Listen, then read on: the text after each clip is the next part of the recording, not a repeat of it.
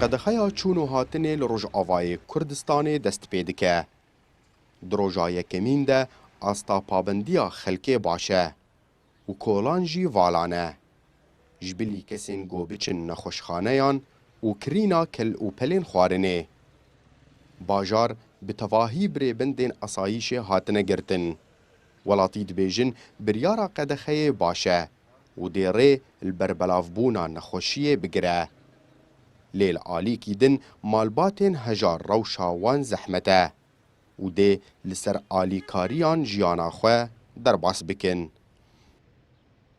خلق نخوش دكفن ونخوشي قلق بويه باشا وقتيقو عالم اختلاطي يهفدو نبن باشا زاروكيوان ايش دربه هبن بيكون مساعداتنا شوان دشينن حتما انا دبيجن بين وضع تعبانه وفيدك معيشة زحمت بويه حمت اشتبها بويه نولي انا كان زاروكيوان ايش دربه تنن خدي تعالى مع شيوان به خدي مساعدك بار بك جيرانك بهك خيرك بهك زكاك بهك هناك خير كي بكن بجيراني خورة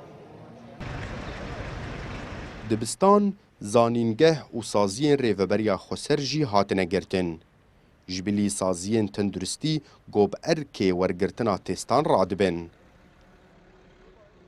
Desteya Tenduristiya Herêma Cezîrê dibêje hejmara nexweşan gelek zêde bûye û heye biryar dirêj bibe eger hejmara pêketiyan bilind bibe. û hêvî dikin ku welatî birênmayên rûbirûbûna vayrûs pabend bin.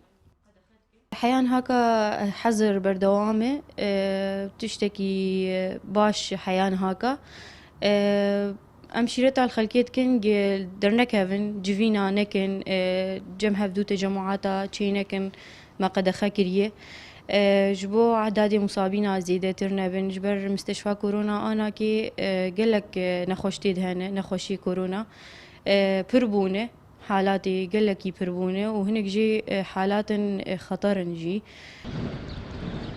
Nexweşxaneya jiyan got taybet bi pêşwaziya nexweşên korona hatiye dagirtin.